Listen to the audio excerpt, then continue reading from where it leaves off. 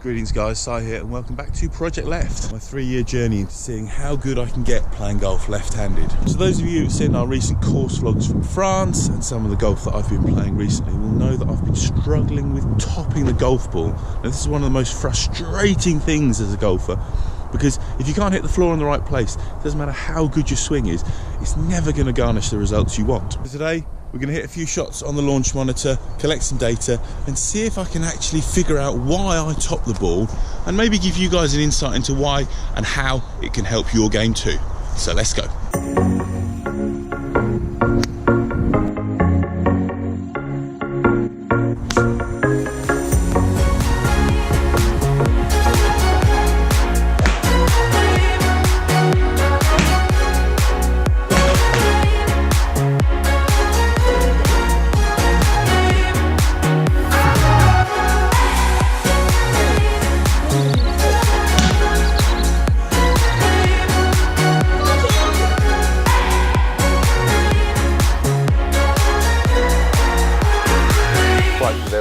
That was a very quick practice. As you saw from the little montage there, I did have a little helper with me and that meant that I only had a few minutes to practice, but that is what real life is for all of us, isn't it? We have to find the time to get this practice in.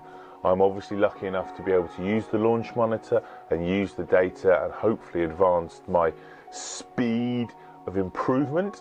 So let's have a look at those numbers. So you can see on the screen here, this is the data table that I get each time I use the launch monitor. And obviously you can see here 6-iron, and I've used 6-iron TP for topping the ball, 16th of the 4th today.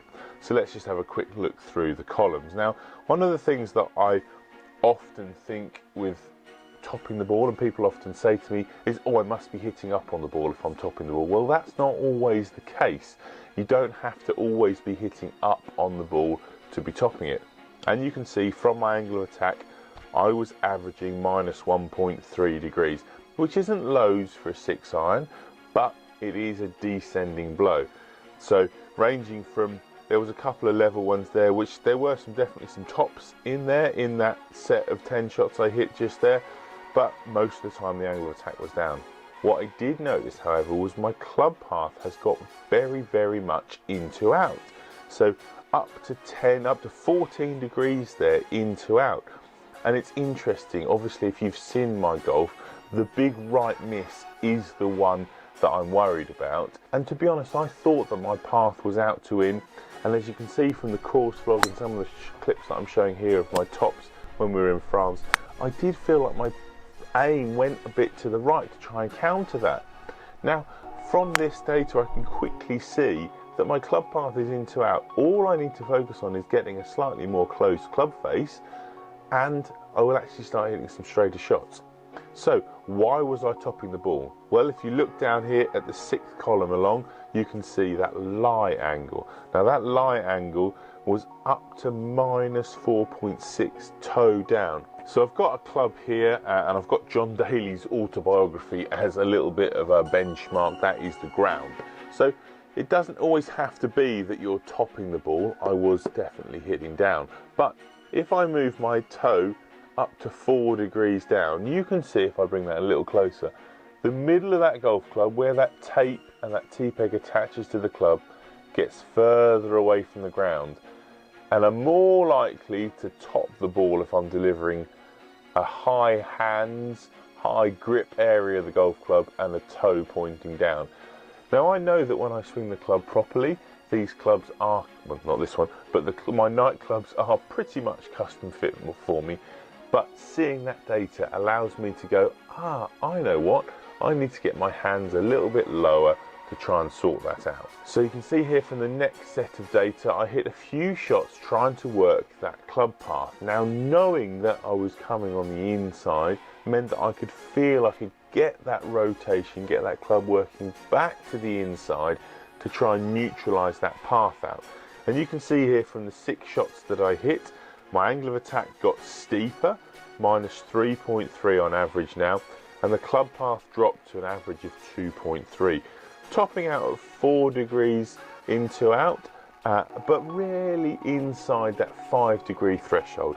if you can keep your club path and your face to path within a 5-degree tolerance, personally I think that's the best way to play the most efficient golf.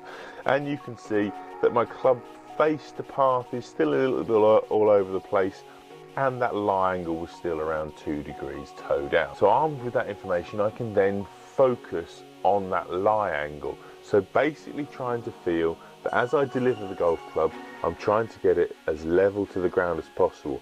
And using this machine, I know that if I was toe down, if I just allow my hands to feel a little lower while still maintaining the same actual swing, I should produce better results, I should produce better strikes, more consistent efficiency and ending points, and therefore hopefully some better golf. So you can see here from the last 4 shots, I only had time to hit 4 shots before the little man had had enough.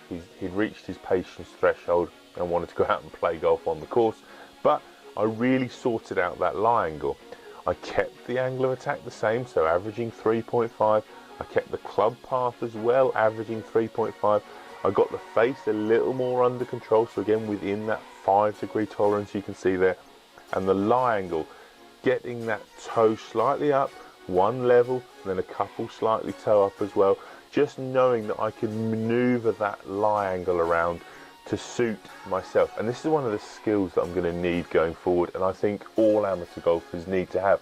You need to have control of this dynamic lie, so this way this club interacts with the ground. Because what's going to happen, golf isn't always played off John Daly flat surface like this. Sometimes it's like this, sometimes it's like this, sometimes uphill, sometimes downhill, and you need to be able to manage your handle, your grip height, then also in turn manage that dynamic lie angle, so this being flush to the floor, in order to then hit the centre of the golf club off different lies. So I hope that helped. A really quick look at how I would go about fixing my tops.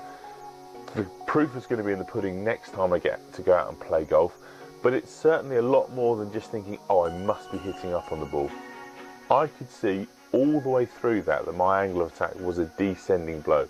I was just presenting too high a grip, so the toe was too far down. So using the GC2 HMT, I could really dial down those information, that data, to find why it was going wrong and then fix it.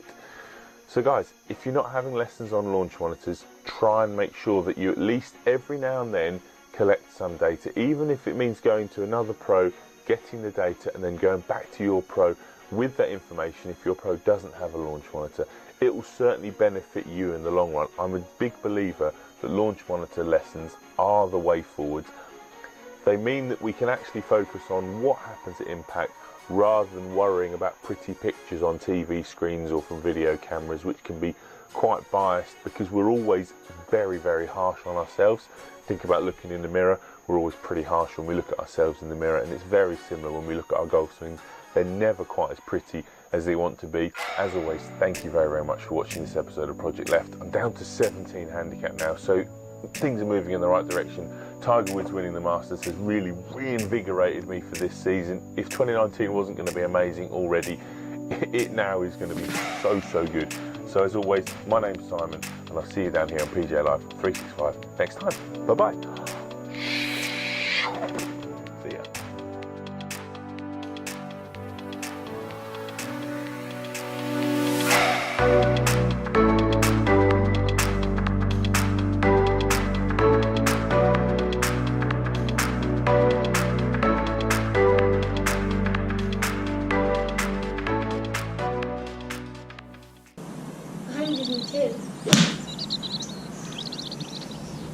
Fortune!